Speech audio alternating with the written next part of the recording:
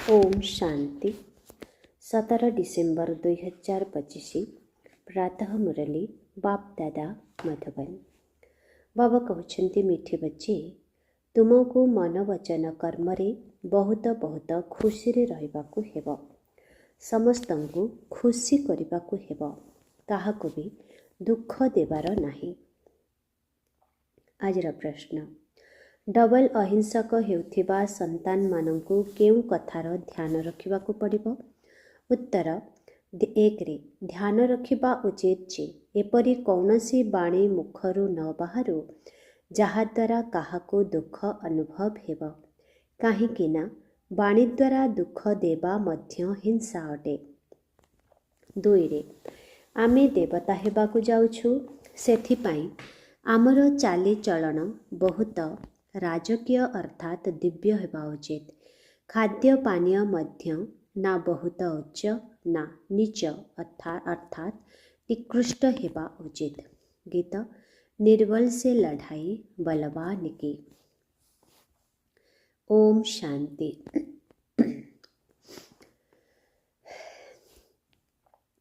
मिठे मिठे शिखिलाधि संतान मानंकु बाबा प्रत्येक दिन प्रथमे बुझाउछन्ति जे निजको आत्मा निश्चय करी बस एवं बाबांको मने पकाओ।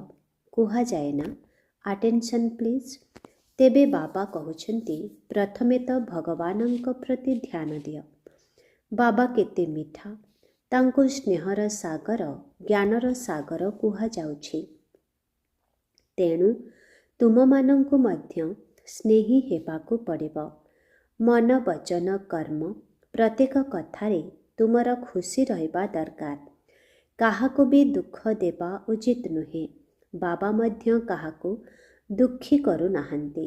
बाबा आसिछन्ति ही समस्तंको सुखी करिबा पाई। तुमे माने मध्य काहाको कौनसी प्रकारर दुख देबा उचित नुहे। एपरि कौनसी भी कर्म करिबा अथवा मनरे मध्य आसिबा उचित नुहे। किंतु तुमर एही अवस्था शेष समय रे हेब। एबे तो किछि ना किछि कर्मेंद्रिय द्वारा भूल हो जाउछि। निजको आत्मा भावे अन्य को मध्य आत्मा भाई रूपरे देखिले काहाको दुख दे पारिबो नाही। शरीर को न देखिले दुख किपरि देब, एथिरे गुप्त मेहनत रहिछि। ए सबु बुद्धिर काम। एबे तुममानंकर पारस बुद्धि हेउछि। तुमर बुद्धि पारस थिबा समय रे बहुत सुख देखिछ। तुमे माने ही सुख धामर मालिक थिल ना। एहा हेउछि दुख धाम। एहा तो बहुत साधारण कथा। शांति धाम हेउछि आमर स्वीट होम। सेठारु तुमे माने अभिनय करिबाकु आसिछ। तेबे दुखर पाठ बहुत समयरु करि आसिछ। एबे सुख धाम को जीवाकु हेब। सेथिपाई परस्पर को भाई भाईर दृष्टि रे देखिबाकु हेब। आत्मा आत्मा को दुख दे पारिबो नाही। अभ्यास करिबाकु हेब जे मो आत्मा आत्मा सहित कथावार्ता हेउछि। आत्मा भ्रुकुटी रूपी सिंहासन रे विराजमान करिछि। ये मध्य शिव बाबांक रथ अटंती ना। कन्या माने कहउछन्ति आमे शिव बाबांक रथ को श्रृंगार करुछु। शिव बाबांक रथ को खुआउछु। तेणु स्मृति रे शिव बाबा ही रहुछन्ति। से ही हेउछन्ति कल्याणकारी बाबा। कहउछन्ति मु 5 तत्वर मध्य कल्याण करुछि। सेठारे कौनसी जिनिस केबे कष्ट देब नाही। एठारे तो केबे तोफान, केबे थंडा, केबे कौन हेउछि। सेठारे तो सर्वदा बसंत ऋतु रहिब। दुखर नाम मध्य रहिब नाही। ताहा हेउछि ही स्वर्ग। बाबा तुमको स्वर्गर मालिक करिबा पाई आसिछन्ति। से सर्वोच्च भगवान अटन्ति। सर्वोच्च बाबा पुणी सुप्रीम शिक्षक मध्य अटन्ति। तेणु से निश्चित भावरे श्रेष्ठरु श्रेष्ठ करिबे ना। तुमे माने एहिपरि लक्ष्मी नारायण थिल ना। ए सबु कथा को भूली जाइछ। ए कथा बाबा ही बसी बुझाउछन्ति। जदि ऋषि मुनि मानंकु पचरा जाउथिला ଆପଣ ରଚୟିତା ଏବଂ ରଚନାକୁ ଜାଣିଛନ୍ତି, ତେବେ ନାହିଁ ନାହିଁ ବୋଲି କହିଦେଉଥିଲେ, କାରଣ ତାଙ୍କ ପାଖରେ ଜ୍ଞାନ ହିଁ ନଥିଲା। ତେଣୁ ଏହି ଜ୍ଞାନ ପୁଣି ପରମ୍ପରା ଅନୁସାରେ କିପରି ଚାଲିପାରିବ? ବାବା କହୁଛନ୍ତି, ଏହି ଜ୍ଞାନ ମୁଁ ଏବେ ହିଁ ଦେଉଛି। ତୁମର ସଦ୍ଗତି ହୋଇଗଲା ପରେ ପୁଣି ଏହି ଜ୍ଞାନର ଆବଶ୍ୟକତା ନାହିଁ। ସେଠାରେ ଦୁର୍ଗତି ହେବ ହିଁ ନାହିଁ। ସତ୍ୟ ଯୁଗକୁ ସଦ୍ଗତିର ଯୁଗ ବୋଲି କୁହାଯାଉଛି। ଏଠାରେ ତ ଦୁର୍ଗତି ରହିଛି, କିନ୍ତୁ ଏ କଥା ମଧ୍ୟ କାହାକୁ ଜଣା ନାହିଁ ଯେ ଆମେ ଦୁର୍ଗତିରେ ଅଛୁ। ବାବାଙ୍କ ନିମନ୍ତେ ଗାୟନ ରହିଛି ଯେ ସେ ମୁକ୍ତିଦାତା, ପଥ ପ୍ରଦର୍ଶକ ଏବଂ ନାଉରିଆ ଅଟନ୍ତି। ବିଷୟ ସାଗରରୁ ସମସ୍ତଙ୍କର ନୌକାକୁ ପାର କରୁଛନ୍ତି। ସ୍ୱର୍ଗକୁ କ୍ଷୀରସାଗର ବୋଲି କୁହାଯାଉଛି। ବିଷ୍ଣୁଙ୍କୁ କ୍ଷୀରସାଗରରେ ଶୟନ କରିଥିବାର ଦେଖାଇଥାନ୍ତି। ଏସବୁ ହେଉଛି ଭକ୍ତି ମାର୍ଗର ଗାୟନ। ବଡ଼ ବଡ଼ ପୋଖରୀ ରହିଛି, ଯେଉଁଥିରେ ବିଷ୍ଣୁଙ୍କର ବଡ଼ ଚିତ୍ର ଅର୍ଥାତ୍ ମୂର୍ତ୍ତି ଦେଖାଉଛନ୍ତି। ବାବା ବୁଝାଉଛନ୍ତି, ତୁମେ ହିଁ ସାରା ବିଶ୍ୱ ଉପରେ ରାଜ୍ୟ କରିଛ। ଅନେକ ଥର ହାରିଛ, ପୁଣି ବିଜୟ ପ୍ରାପ୍ତ କରିଛ। ବାବା କହୁଛନ୍ତି, କାମ ମହାଶତ୍ରୁ ଅଟେ। ଏହା ଉପରେ ବିଜୟ ପ୍ରାପ୍ତ କରିଲେ ତୁମେମାନେ ଜଗଜ୍ଜିତ ହୋଇଯିବ। ତେଣୁ ଖୁସିରେ ରହିବା ଦରକାର ନା। ଯଦିଓ ଗୃହସ୍ଥ ବ୍ୟବହାରରେ ଅଥବା ପ୍ରବୃତ୍ତି ମାର୍ଗରେ ରହୁଛ, କିନ୍ତୁ କମଳ ପୁଷ୍ପ ସମାନ ପବିତ୍ର ରୁହ। ଏବେ ତୁମେମାନେ କଣ୍ଟାରୁ ଫୁଲ ହେଉଛ। ଏବେ ବୁଝିପାରୁଛ ଯେ ଏହା ହେଉଛି କଣ୍ଟାର ଜଙ୍ଗଲ। ସମସ୍ତେ କିପରି ପରସ୍ପରକୁ ଦୁଃଖ ଦେଉଛନ୍ତି, ଜଣେ ଅନ୍ୟ ଜଣଙ୍କୁ ମାରି ଦେଉଛନ୍ତି। ବାବା ମିଠା ମିଠା ସନ୍ତାନମାନଙ୍କୁ କହୁଛନ୍ତି, ତୁମ ସମସ୍ତଙ୍କର ଏବେ ବାନପ୍ରସ୍ଥ ଅବସ୍ଥା ଅଟେ। ଛୋଟ ବଡ଼ ସମସ୍ତଙ୍କର ବାନପ୍ରସ୍ଥ ଅବସ୍ଥା। ତୁମେ ବାଣୀରୁ ଊର୍ଦ୍ଧ୍ୱକୁ ଯିବା ପାଇଁ ପାଠ ପଢ଼ୁଛ ନା? ତୁମମାନଙ୍କୁ ଏବେ ସତଗୁରୁ ମିଳିଛନ୍ତି। ସେ ତ ତୁମକୁ ବାନପ୍ରସ୍ଥ ଅବସ୍ଥାରେ ନିର୍ବାଣ ଧାମକୁ ନେଇଯିବେ। ଏହା ହେଉଛି ବିଶ୍ୱବିଦ୍ୟାଳୟ। ଭଗବାନ ଉବାଚ ଅଟେ ନା, ମୁଁ ତୁମକୁ ରାଜଯୋଗ ଶିଖାଇ ରାଜାମାନଙ୍କର ରାଜା କରୁଛି। ଯିଏ ପୂଜ୍ୟ ରାଜା ଥିଲେ, ସେ ପୁଣି ପୂଜାରୀ ରାଜା ହେଉଛନ୍ତି। ତେଣୁ ବାବା କହୁଛନ୍ତି, ପିଲାମାନେ ଭଲ ଭାବରେ ପୁରୁଷାର୍ଥ କର, ଦୈବୀ ଗୁଣକୁ ଧାରଣ କର, ଭଲ ଖାଅ ପିଅ, ଶ୍ରୀନାଥଙ୍କର ମନ୍ଦିରକୁ ଯାଅ। ସେଠାରେ ଦେଖିବ ଦେଶୀ ଘିଅରେ ପ୍ରସ୍ତୁତ ଖାଦ୍ୟ ଢେର ମିଳୁଛି। ଘିଅର କୂଅ ହିଁ ତିଆରି ହୋଇଛି। ସେସବୁକୁ କିଏ ଖାଉଛନ୍ତି? ପୂଜାରୀମାନେ। ଶ୍ରୀନାଥ ଏବଂ ଜଗନ୍ନାଥ ଉଭୟଙ୍କୁ କଳା କରିଦେଇଛନ୍ତି। ଜଗନ୍ନାଥ ମନ୍ଦିରରେ ଦେବତାମାନଙ୍କର କେତେ ଖରାପ ଚିତ୍ର ରହିଛି। ସେଠାରେ ହାଣ୍ଡିରେ ଅନ୍ନ ତିଆରି କରିଥାନ୍ତି। କୁହାଯାଏ ତାହା ପ୍ରସ୍ତୁତ ହୋଇଯିବା ପରେ 4 ଭାଗ ହୋଇଯାଏ। କେବଳ ଅନ୍ନର ହିଁ ଭୋଗ ଲାଗିଥାଏ। କାହିଁକି ନା ଏବେ ସିଏ ସାଧାରଣ ଅଟନ୍ତି ନା। ଏପଟେ ଗରିବ ଏବଂ ସେପଟେ ସାହୁକାର ଅଛନ୍ତି। ଏବେ ତ ଦେଖ କେତେ ଗରିବ ହୋଇଯାଇଛନ୍ତି। ଖାଦ୍ୟ ପାନୀୟ କିଛି ମିଳୁନାହିଁ। ସତ୍ୟ ଯୁଗରେ ତ ସବୁ କିଛି ଅଛି। ତେଣୁ ବାବା ଆତ୍ମାମାନଙ୍କୁ ବସି ବୁଝାଉଛନ୍ତି। ଶିବ ବାବା ବହୁତ ମିଠା ଅଟନ୍ତି। ସେ ତ ହେଉଛନ୍ତି ନିରାକାର। ସ୍ନେହ ଆତ୍ମାକୁ କରାଯାଇଥାଏ ନା। ଆତ୍ମାକୁ ହିଁ ଡକାଯାଇଥାଏ। ଶରୀର ତ ଜଳି ଯାଉଛି, ତେବେ ସେମାନଙ୍କ ଆତ୍ମାକୁ ହିଁ ଡାକୁଛନ୍ତି, ଜ୍ୟୋତି ଜଳାଉଛନ୍ତି। ଏଥିରୁ ସିଦ୍ଧ ହେଉଛି ଯେ ଆତ୍ମା ଅନ୍ଧକାରରେ ଅଛି। ଆତ୍ମା ତ ହେଉଛି ଶରୀର ରହିତ ଅର୍ଥାତ୍ ଅଶରୀରୀ। ତେଣୁ ଅନ୍ଧକାରର କଥା କେଉଁଠୁ ଉଠୁଛି? ସତ୍ୟ ଯୁଗରେ ଏସବୁ ନଥାଏ। ଏସବୁ ହେଉଛି ଭକ୍ତି ମାର୍ଗ। ବାବା କେତେ ଭଲ ଭାବରେ ବୁଝାଉଛନ୍ତି। ଜ୍ଞାନ ବହୁତ ମିଠା ଅଟେ। ଏଥିରେ ଜାଗ୍ରତ ଅବସ୍ଥାରେ ଶୁଣିବାକୁ ହେବ। ବାବାଙ୍କୁ ତ ଦେଖିବ ନା। ତୁମେମାନେ ଜାଣିଛ ଶିବ ବାବା ଏହିଠାରେ ବିରାଜମାନ ଅଛନ୍ତି। ତେଣୁ ଆଖି ଖୋଲିକରି ବସିବା ଦରକାର। ବେହଦର ବାବାଙ୍କୁ ଦେଖିବା ଦରକାର ନା। ଆଗରୁ କନ୍ୟାମାନେ ବାବାଙ୍କୁ ଦେଖିବା ମାତ୍ରକେ ଧ୍ୟାନରେ ଚାଲି ଯାଉଥିଲେ। ବସି ବସି ଧ୍ୟାନରେ ଚାଲି ଯାଉଥିଲେ। ଆଖି ବନ୍ଦ କରି ମଧ୍ୟ ଧ୍ୟାନ ଅବସ୍ଥାରେ ଦୌଡ଼ିଥାନ୍ତି। ତାହା ମଧ୍ୟ ଚମତ୍କାର ଥିଲା ନା। ବାବା ବୁଝାଉଛନ୍ତି, ପରସ୍ପରକୁ ଦେଖିଲେ ଏହିପରି ଭାବ, ମୁଁ ଆତ୍ମା ଭାଇ ସହିତ କଥାବାର୍ତ୍ତା ହେଉଛି, ଭାଇକୁ ବୁଝାଉଛି, ତୁମେ ବେହଦ ବାବାଙ୍କର ରାୟ ମାନିବ ନାହିଁ।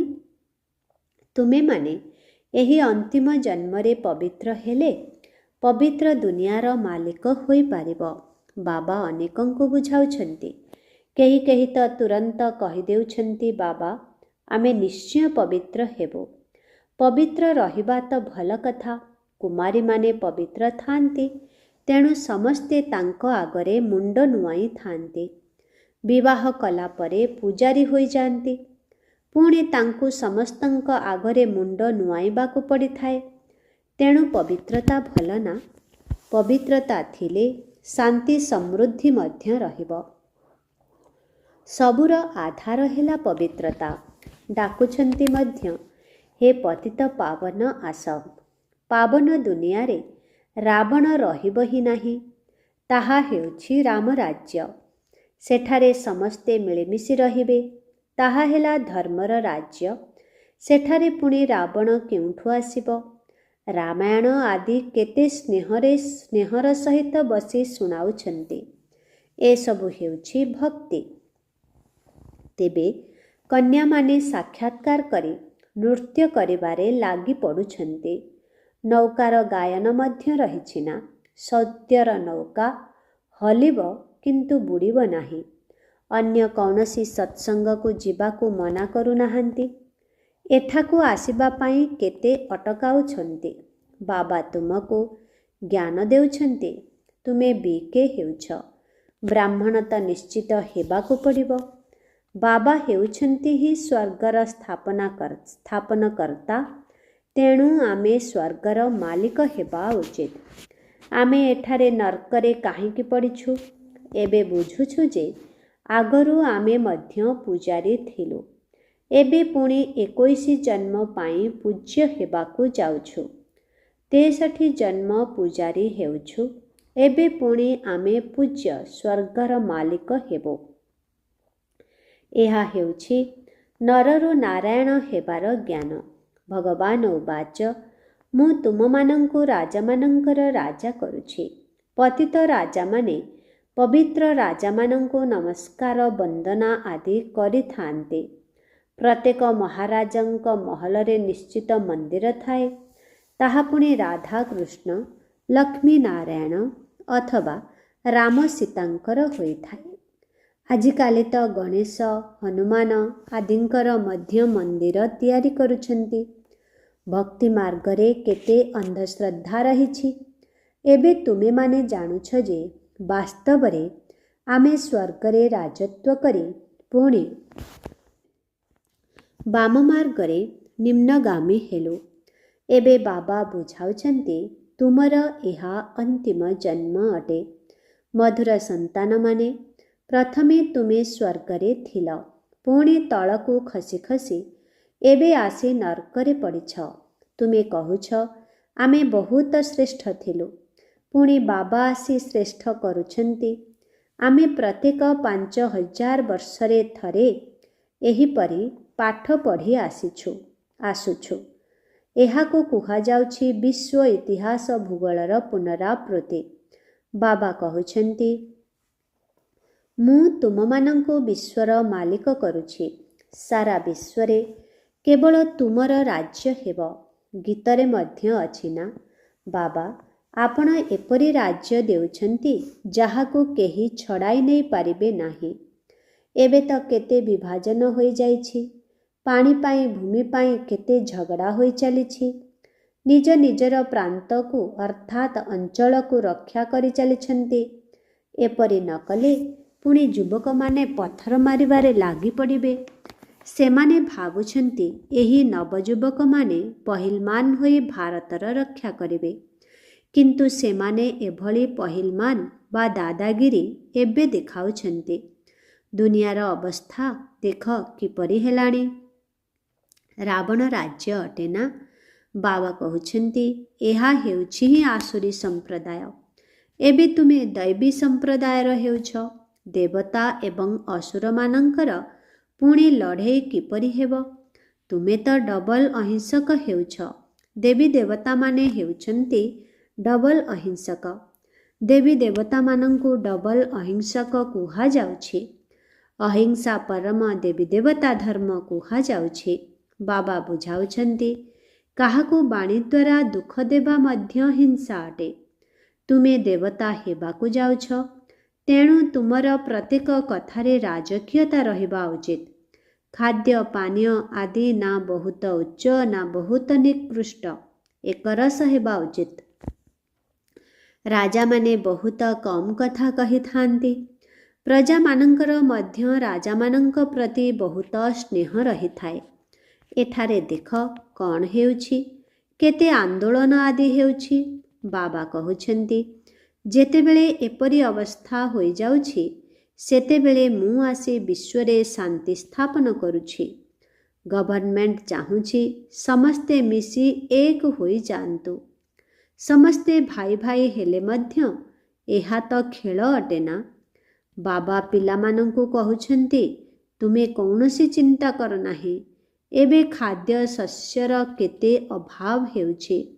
ସେଠାରେ ତ ଏତେ ଶସ୍ୟ ହୋଇଯିବ, ଯାହାକି ବିନା ପଇସାରେ ଯେତେ ଚାହିଁବେ ସେତେ ମିଳିବ। ଏବେ ଆମେ ସେହି ଦୈବୀ ରାଜଧାନୀ ସ୍ଥାପନ କରୁଛୁ। ସ୍ୱାସ୍ଥ୍ୟକୁ ମଧ୍ୟ ଏପରି କରିଦେଉଛନ୍ତି ଯାହାକି କେବେ ବି ରୋଗୀ ହେବ ନାହିଁ। ଏହା ଗ୍ୟାରେଣ୍ଟି ଅଟେ। ଚରିତ୍ର ମଧ୍ୟ ଏହି ଦେବତାମାନଙ୍କ ସଦୃଶ କରୁଛନ୍ତି।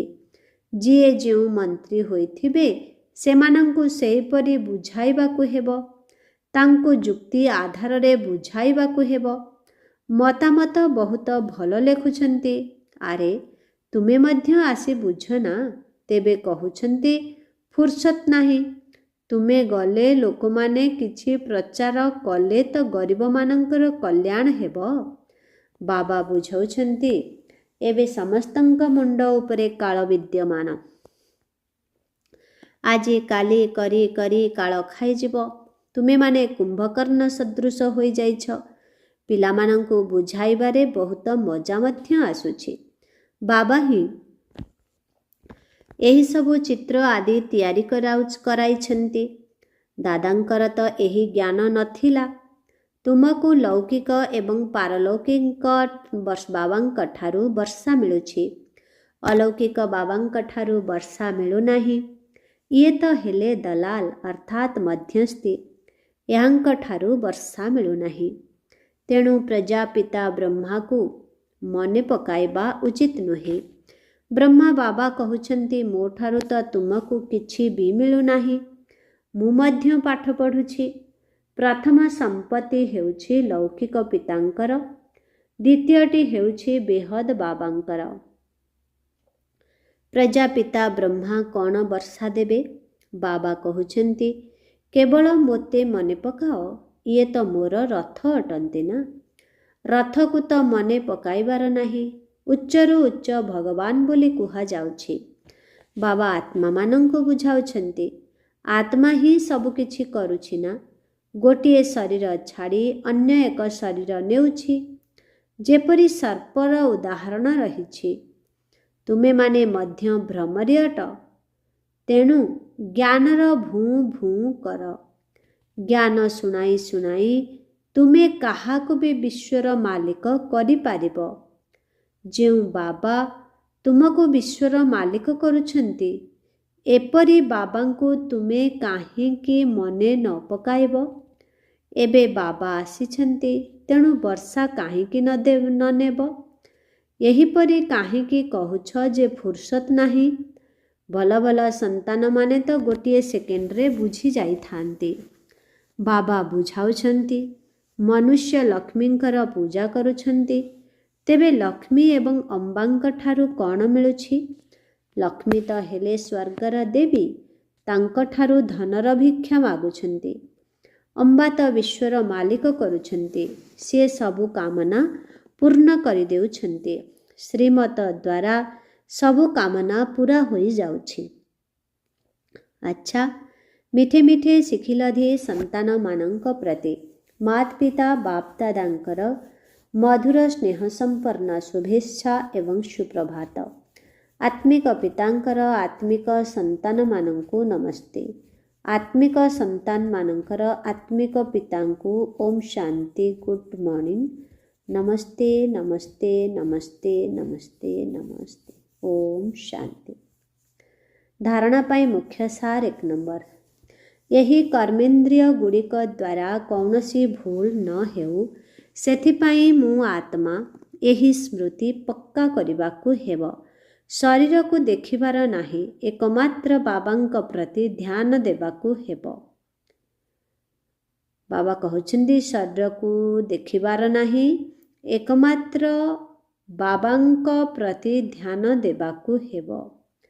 ବାବା କହୁଛନ୍ତି ଏହି କର୍ମେନ୍ଦ୍ରିୟ ଗୁଡ଼ିକ ଦ୍ୱାରା କୌଣସି ଭୁଲ ନ ହେଉ ସେଥିପାଇଁ ମୁଁ ଆତ୍ମା ଏହି ସ୍ମୃତି ପକ୍କା କରିବାକୁ ହେବ। ଶରୀରକୁ ଦେଖିବାର ନାହିଁ, ଏକମାତ୍ର ବାବାଙ୍କ ପ୍ରତି ଧ୍ୟାନ ଦେବାକୁ ହେବ। 2 ନମ୍ବର ପଏଣ୍ଟ। ଏବେ ଆମମାନଙ୍କର ବାନପ୍ରସ୍ଥ ଅବସ୍ଥା ଅଟେ, ସେଥିପାଇଁ ବାଣୀରୁ ଉର୍ଦ୍ଧ୍ୱ ଯିବାର ପୁରୁଷାର୍ଥ କରିବାକୁ ହେବ। କାରଣ ପବିତ୍ର ନିଶ୍ଚିତ ହେବାକୁ ପଡ଼ିବ। ବୁଦ୍ଧିରେ ରହୁ ସତ୍ୟର ନୌକା ହଲଚଲ ହୋଇପାରେ କିନ୍ତୁ ବୁଡ଼ିବ ନାହିଁ। ସେଥିପାଇଁ କୌଣସି ବିଘ୍ନକୁ ଡରିବାର ନାହିଁ। ଆଜିର ବରଦାନ। ଡ୍ରାମାର ଜ୍ଞାନ ଦ୍ୱାରା ନିଜର ସ୍ଥିତିକୁ ଅଚଳ କରୁଥିବା ପ୍ରକୃତି ବା ମାୟାଜିତ ଭବ। ଡ୍ରାମାର ଜ୍ଞାନ ଦ୍ୱାରା ନିଜର ସ୍ଥିତିକୁ ଅଚଳ କରୁଥିବା ପ୍ରକୃତି ବା ମାୟାଜିତ ଭବ। ପ୍ରକୃତି ଦ୍ୱାରା ହେଉ ବା ମାୟା ଦ୍ୱାରା ହେଉ, ଯେତେ ବି ବଡ଼ ପରୀକ୍ଷା ଆସୁ ସେଥିରେ ଟିକିଏ ବି ହଲଚଲ ହେବାର ନାହିଁ। ଏହା କ'ଣ, ଏହା କାହିଁକି, ଯଦି ଏହିଭଳି ପ୍ରଶ୍ନ ଉଠିଲା ବା ଟିକିଏ ବି କୌଣସି ସମସ୍ୟା ଆଘାତ ଦେଲା ତେବେ ଫେଲ୍ ହୋଇଯିବ। ସେଥିପାଇଁ ଯାହା ବି ହୋଇଯାଉ, କିନ୍ତୁ ଅନ୍ତର୍ମନରୁ ଏହି ଶବ୍ଦ ବାହାରୁ ଯେ ବାଃ ମିଠା ଡ୍ରାମା ବା ହାୟ କ'ଣ ହୋଇଗଲା, ଏଭଳି ସଂକଳ୍ପ ମଧ୍ୟ ନ ଆସୁ। ତୁମର ସ୍ଥିତି ଏହିଭଳି ହେଉ ଯାହାକି କୌଣସି ପ୍ରକାରର ସଂକଳ୍ପର ମଧ୍ୟ ହଲଚଲ ନ ହେଉ। ସର୍ବଦା ଅଚଳ ଅଟଳ ସ୍ଥିତି ରହୁ, ତେବେ ଯାଇ ପ୍ରକୃତିଜିତ ବା ମାୟାଜିତର ବରଦାନ ପ୍ରାପ୍ତ ହେବ। ଆଜିର ସ୍ଲୋଗାନ। ଖୁସିର ଖବର ଶୁଣାଇ ଖୁସି ଦେବା ହିଁ ସବୁଠାରୁ ଶ୍ରେଷ୍ଠ କର୍ତ୍ତବ୍ୟ। ଖୁସିର ଖବର ଶୁଣାଇ ଖୁସି ଦେବା ହିଁ ସବୁଠାରୁ ଶ୍ରେଷ୍ଠ କର୍ତ୍ତବ୍ୟ। ଓମ୍ ଶାନ୍ତି। ଆଜିର ଅବ୍ୟକ୍ତ ଇଶାରା। ଏବେ ସମ୍ପନ୍ନ ବା କର୍ମାତୀତ ହେବାର ତୀବ୍ର ଇଚ୍ଛା ପ୍ରକଟ କର। ମହାରଥୀ ଆତ୍ମାମାନେ ବର୍ତ୍ତମାନ ସମୟରେ ବିଶେଷ କରି ଏହି ଅଭ୍ୟାସର ପୁରୁଷାର୍ଥ କରୁଛନ୍ତି ଯେ ଏବେ ଏବେ କର୍ମଯୋଗୀ ସ୍ଥିତି, ଏବେ ଏବେ କର୍ମାତୀତ ସ୍ଥିତି।